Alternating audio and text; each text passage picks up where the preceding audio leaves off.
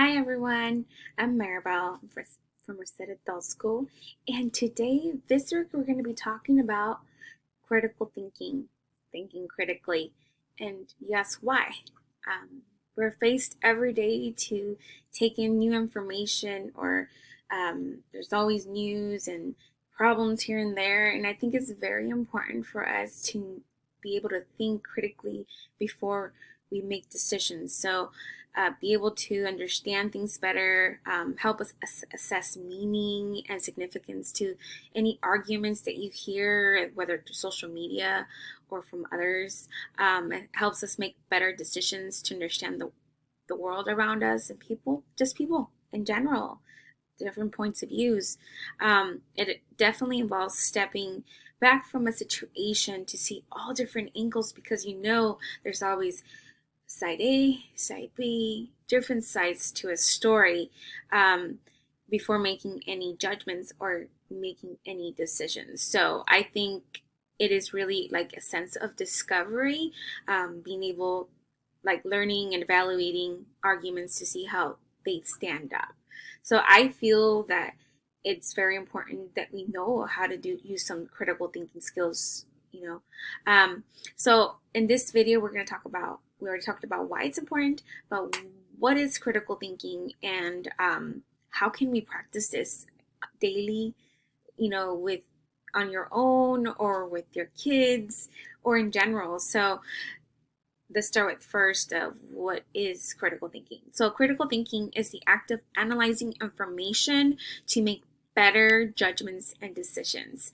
It is thinking analytically differently, evaluating problems and reasoning, questioning using logic and creativity. Um, that's what critical thinking skills is. And to be honest, I learned a lot about it in college. And let me just start out, like, English is my second language. I'm an ESL learner, and I learned this best way and is recommended is to learn how to write. So in this class, the critical thinking class, we really had to look at evidence. We had to look at two sides to a story because there's always, like I said, different sides to a story. And then we had to come up with our own conclusion. And so I think if you know how to write and look at a controversial, I remember one of them like legalizing marijuana. If you can look at that and the why it's the pros, because I used to have a personal bias against it, but then once I did some research and understood why people supported it, then I became kind of like, okay, I understand the other side. So then I was like, okay, maybe I shouldn't always make assumptions, right? So now let's see how we can practice this on like every day or throughout, in our daily lives. So I always tell people, question everything all the time. I don't do anything if I don't understand the why. The why should be very important. Asking why and how, because if I don't understand the why, like, why am I learning math? What's the point of learning math? Okay, how am I going to use this? Like, how is this going to be practical to my daily? And I always tell people math, it's good in algebra because when you go shopping, you don't get ripped off.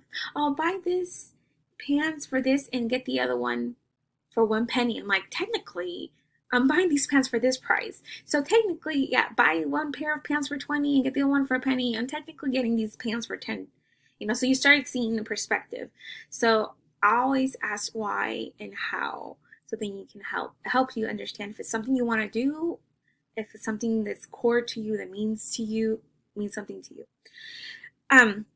Another way is to do hypothetical problems. I always like to do this. Imagine if sharks can, like, fly. Oh my god, I hate sharks. And sharks are crazy. Yeah, I don't like my pool and thinking there's sharks. I don't use logic when it comes to sharks. But imagine if they could fly. You look at like the good, the bad, the ugly, the scary. You start looking at what are the potential problems, what are the potential solutions, what what happen if really sharks could fly? I don't know what would happen, but I'd probably stay in my house, not even go out because I barely even go to the ocean, right? So that's one way. So hypothetical problems and coming up with a possible problem that we can have and figuring out what could be the solutions. Kill them all. Just kidding. I'm kidding. And hunt them all. That's a good way. Another one is puzzles. So I consider different things. Scavenger hunts is like a puzzle. Actually, putting things together in a puzzle, like putting one piece to another piece, doing trial and error. It's like problem solving, right? And I love escape rooms. Like I feel like that's kind of like figuring out how to get out of there, and you have to, of course, have some knowledge, a lot of different knowledge. Um, and Scavenger hunts, you have all these clues and how to come up with a solution and figuring out what's the end result. That's exercising critical thinking skills. Analyzing the sources of information. Okay, so we always get information like, oh, this is happening. You know, how do we judge whether it's someone's, just opinion of something or if it's a fact? So really, you have to look at a source and see where it comes from. Does it have personal bias? Because if you know the news, we all know there's like Fox versus CNN. There's always pros and cons to both of them. And so I honestly don't watch news because I know there's personal bias. And so I like to do my own research. But you want to know if the sources are quoting sources, because if you have someone who is a credible source, usually those credible sources have research, have at the end of their information is like, here are some of, like, they're giving credit to the people who did all the work. So look at that stuff when you're analyzing any articles or anything on social media, because that will give you kind of a clue. Is this a credible source? Okay, but if these sources come from like personal biases and you're kind of like, oh, this could be kind of biased, right? Information. So look at your source and analyze them. Always use out of the box thinking. Like, sometimes we live in our little boxes and you know what's around, but we never know what's outside, right?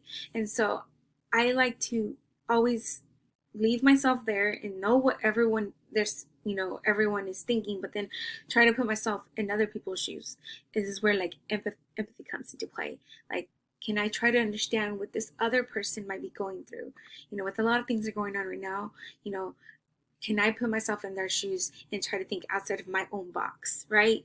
And that could, like I said, that could be meant in different ways because sometimes people have other thinkings, but try to think differently. Try to work towards thinking like the opposite of you or someone different. Try to understand the other person and empathize with the other person. So out of the box thinking. Comparative analyzing. So it's always nice when you start looking at something like, what's the difference between these two things? Like, whether you visually see it, like, it's fun. It's a fun kind of thing to do, or like you really have to think, okay, what's the similar things between these two words, these two fruits, and how are they, different? It's nice to see how we are alike, but it's also nice to see when we're different, because when we're different, it just changes things and you start feeling differently. And so it's nice to have change. I think change is good, but at the same time, you want to be able to find common ground with someone, because we are more alike than we're different. To be honest, we always try to see how we're different, but we forget that we have other things in common. So doing comparative analyzing, whether it's things to people, like, what do we have in common? Like, if we're dating someone, what do we have in common, and what is our differences? Can we respect our differences? Let's comparing, analyzing, and there's different ways you can do that, but that's just one way. Distinguishing between facts and opinions. So sometimes we hear people's opinions, but they're not based on any facts. There's no quotes, no research that was done. So we need to be able to tell, like, is this someone's opinion? Like, for example, I think, I don't know, math is dumb. That's an opinion, right? But I think math could be useful. Okay, how is that useful? And so, yeah, you start thinking about stuff like that. Or I would say this is an opinion. I think music is really fundamental to our everyday music in general, whether it's listening or playing, right? So you start doing research. Okay, is this an opinion or is it a fact? It can be. So it's definitely, it is an opinion, but I can back it up with some research as well and how it's helped people in general, right? So um, being able to, and then there's always facts. Like, let's say, for example, apples are a fruit. We can look that up. We can look up what the definition of fruit and examples of fruit. You can't really change that, right? So you really want to be able to distinguish between that, because sometimes we get scared about stuff that are opinions, and then it's not backed up with with research. Okay, so yeah. And so I wanted to talk about a process, Socrates thinking. It's a kind of like, just a process to figure out when you have an issue, and then how do you come up with a decision at the end. So number one is, and this is like the 6 C's of Socrates thinking. Socrates. I can't say. Clarify the issue. Okay, what's the issue? And let's just give something for example. The issue is that coronavirus has hit us, right? I'm just giving that as an issue. Okay. Contemplate assumptions. Okay, so sometimes we have personal bias on things. Okay, the disease. You're scared of diseases because it's bad. So keep that in mind of like what you think of a virus, because maybe you don't think it's a good thing, and sometimes people think, well, it's good to build your immune system. We're gonna be fine. We'll survive it as long as you have good health or good, and stuff. So look at what could be some personal biases you might have, because you might have personal feelings about certain things, like vaccines and stuff like that. So, and then number 3, critique the evidence. Being able to look at things differently. What is this information? Like, how did they find this information? Where is it coming from? What evidence do they have that this disease exists? Or I mean, a virus. um, that's number 3. Number 4, what are the counter arguments? Because you're hearing people like, it's fake. I'm like, okay, but like, I understand that. Why do you think it's fake? I want to know. Because you're hearing that it's not a pandemic, it's a pandemic, and I'm thinking, okay, well, I know enough people, enough personal people that are going through it, that I will take seriously, even if it's 1 or 2 people. I really think we should take it seriously, because at the end of the day, and this is my personal opinion, it doesn't have to be yours, but like at the end of the day, it could be your mom, it could be your sister, your son, daughter, cousin, whatever, and then now it becomes something personal, and you take it more seriously, right? Because there's always consequences. So let's say we decide to take precautions. Hey, what's the worst that can happen? Nothing. Like, you actually help someone, save someone's life. Yes, you had a little inconvenience wearing a mask, whatever, right? So, because that could be the issue, maybe wearing the mask because of the corona, like that specifically. It's like, wearing a mask, that's a problem. People don't want to wear it, you know? They're like, but I don't like wearing a mask because it's bad for my immune system. Like, contemplating assumptions and critique the evidence. Like, okay, what are the researchers saying is wearing one, not wearing one, Um, and then the consequences of wearing them and not wearing them, right? And then come up with your own conclusion. At the end of the day, I feel like you will based on your research, make a decision that's going to help you, like, look at the big picture. There is inconveniences in wearing this mask, but you might be saving someone's life. It could be someone else's life, and then maybe it's not someone that you know, but someone that someone else knew. So anyhow, these are just some things to look at when you're thinking critically, and I feel like it will help you with decisions. It'll help you not being so worried and scared about what's really happening, when you start really thinking and practicing how to question everything, how to, come up with solutions, think outside the box, analyze things, how are things similar, how are things different, what's the research done out there regarding what things are being said.